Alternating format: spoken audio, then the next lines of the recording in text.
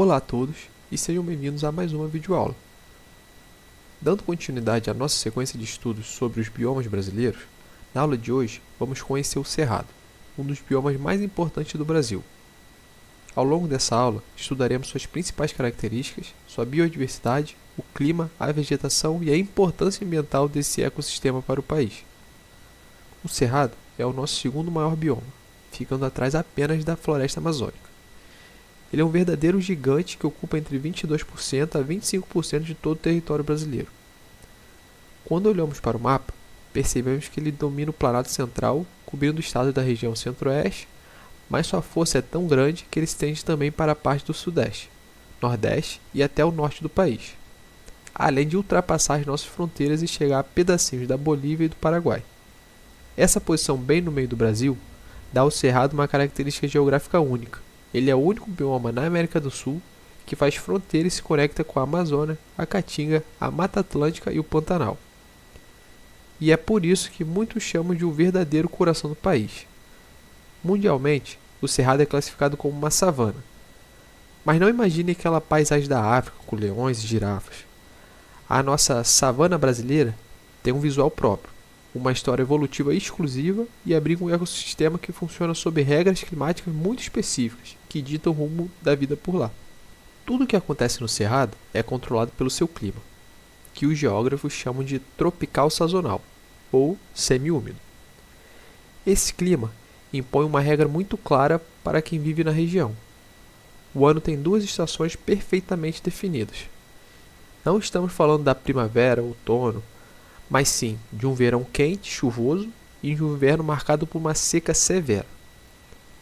Então, entre os meses de outubro e abril, o verão traz temporais e concentra praticamente toda a chuva do ano, deixando a paisagem verde e cheia de vida. Mas, quando chega o mês de maio, as chuvas vão embora e a região entra em um longo período de seca e estiagem, que se arrasta até setembro. Durante esses meses de inverno, a falta de água é tão extrema que a umidade relativa do ar pode despencar para menos de 10%, um índice que é comparável ao de desertos. Para a vegetação e para os animais, não basta apenas existir, né?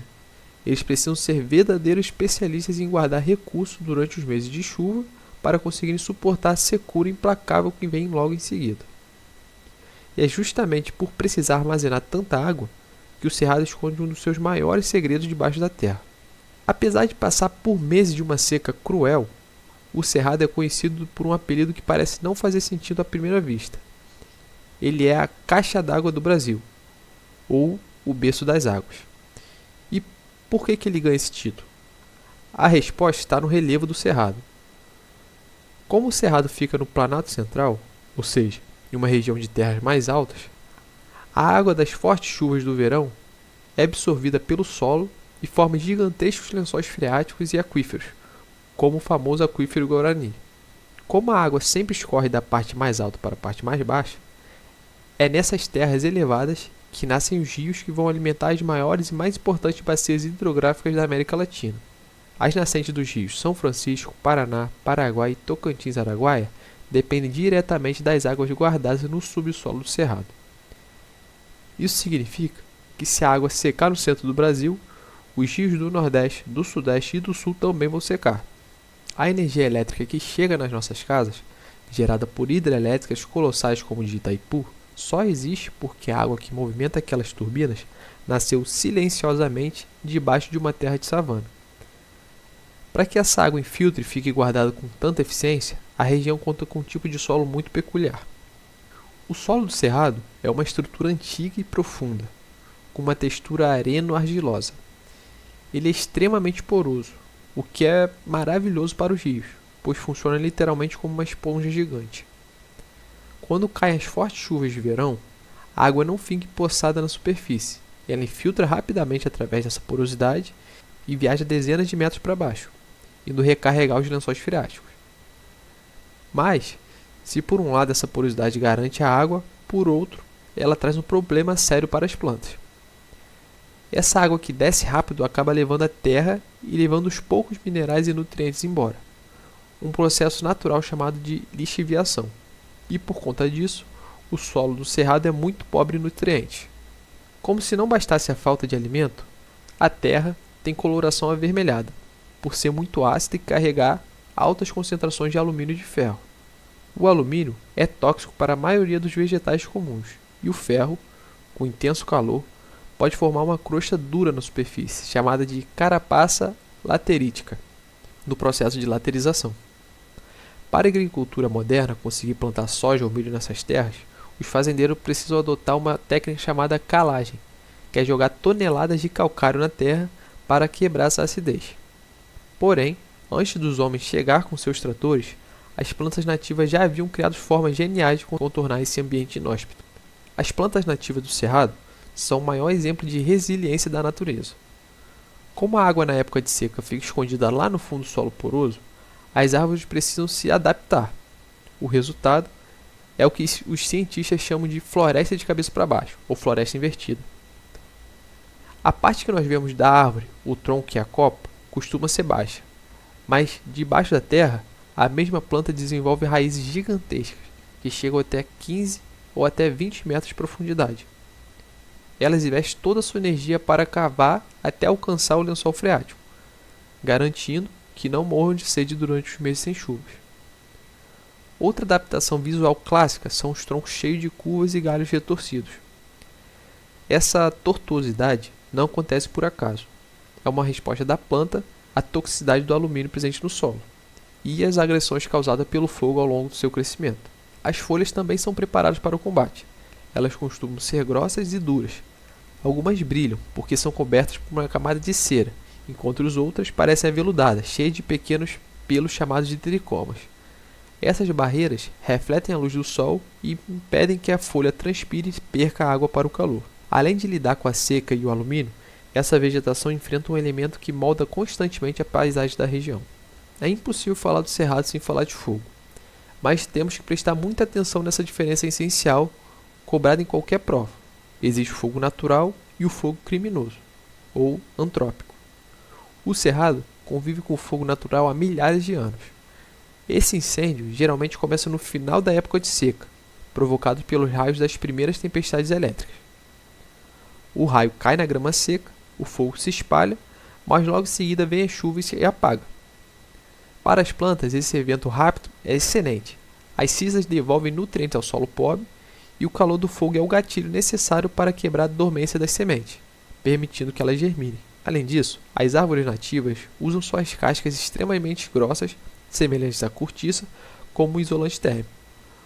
O fogo queima a superfície do tronco, mas não mata a parte viva lá dentro. E mesmo que a planta queime inteira, as raízes possuem estruturas chamadas xilopódios, que ficam embaixo da terra, seguras do calor, e rebrotam uma nova planta semanas depois. O problema trágico é o fogo causado pelo homem. Em vez de ser um evento natural esporádico, com a chuva a caminho, é um incêndio colocado no auge do período de seca, para limpar terrenos para pastos. Esse fogo frequente não dá tempo para o cerrado se recuperar, esgota a terra e transforma o processo natural de renovação em uma destruição em massa da vida selvagem. Um dos maiores erros que podemos cometer é achar que o cerrado é uma paisagem repetitiva e igual para todo lado. Na verdade, ela é um mosaico incrível de cenários que os biólogos chamam de fitofisionomias. Essa variação acontece dependendo do tipo de solo e da quantidade de água no local. Em solos mais arenosos e secos, temos a formação de campestres, o campo limpo. É formado apenas por um tapete verde de gramíneas sem árvores para atrapalhar a visão. Conforme o solo vai melhorando, surge o campo sujo, que ganha esse nome porque alguns arbustos baixos começam a aparecer no meio do capim. A paisagem que sempre vem à mente é a formação savânica clássica, que é o cerrado típico, onde encontramos as gramíneas dividindo espaços com árvores baixas e de troncos retorcidos. Mas o cerrado também abriga florestas densas. Nas áreas com solos férteis e boa capacidade de reter água, cresce o cerradão, com árvores altas que formam sombra. Ao longo dos cursos dos rios, a umidade constante permite o surgimento das exuberantes matas de galeria, ou matas ciliares, que funcionam como verdadeiros corredores verdes protegendo a água. E se por acaso estiver perdido na imensidão seca, deve procurar pelas veredas, que são áreas alagadas os famosos oásis pontuados por uma palmeira imponente chamada Buriti, um sinal certeiro de água fresca brotando no chão. O resultado dessa união de diferentes paisagens, climas e conexões com outros biomas é que o Cerrado é oficialmente coroado como a savana mais rica em biodiversidade de todo o planeta. Então, para termos noção dessa grandeza, essa região abriga cerca de 5% de todas as espécies vivas do mundo. São mais de 12 mil espécies de plantas apenas de flora nativa. Muitas delas possuem alto índice de endemismo, ou seja, evoluíram ali e não existe em nenhum outro lugar da Terra. Do lado da botânica, o bioma é uma farmácia e um banquete a céu aberto. Porém, toda essa riqueza inestimável nos traz ao capítulo mais triste e urgente da nossa aula. A comunidade internacional classificou o Cerrado como um hotspot de biodiversidade. Mas o que quer dizer esse termo, hotspot? É uma área do planeta que possui uma riqueza imensa de vida endêmica, mas que ao mesmo tempo já perdeu a maior parte do seu ambiente original e corre um risco severo de extinção no curto prazo. Infelizmente, essa é a realidade exata da nossa savana. E em poucas décadas, metade de tudo que era cerrado foi totalmente desmatado e apagado do mapa. A principal força por trás dessa destruição acelerada é o avanço implacável das fronteiras agropecuárias. Com a tecnologia que corrigiu a acidez do solo pobre, milhões de hectares de árvores retorcidas foram derrubadas por tratores para dar lugar às maiores extensões de fazendas de criação de gado bovino e as gigantescas planícies niveladas para monoculturas comerciais. Além do desmatamento físico direto, a agricultura pesada traz outro vilão invisível: a aplicação massiva dos agrotóxicos. E como vimos anteriormente na aula, o solo do cerrado funciona como uma esponja. Então o veneno cai na lavoura de soja e é absorvido pela terra, infiltra rápido e envenena os rios e aquíferos que abastecem as cidades. Por muitos anos, destruiu-se o cerrado na falsa crença de que era apenas um mato seco, sem valor, focado apenas em expandir a economia. A verdade é que hoje, áreas rigorosamente protegidas pelo governo, como o Parque Nacional da Chapada dos Veadeiros ou Parque Nacional das Emas, protegem legalmente uma parcela ínfima do território, girando em torno de quase 2 a 8% da conservação integral. Todo o restante corre o risco diário e permanente de virar pasto. Precisamos compreender de uma vez por todas a engrenagem vital que ensinamos hoje. Aquelas raízes nativas profundíssimas e os troncos retorcidos não são apenas plantas lutando pela própria vida. Eles são os pilares de contenção que seguram a água das chuvas debaixo da terra.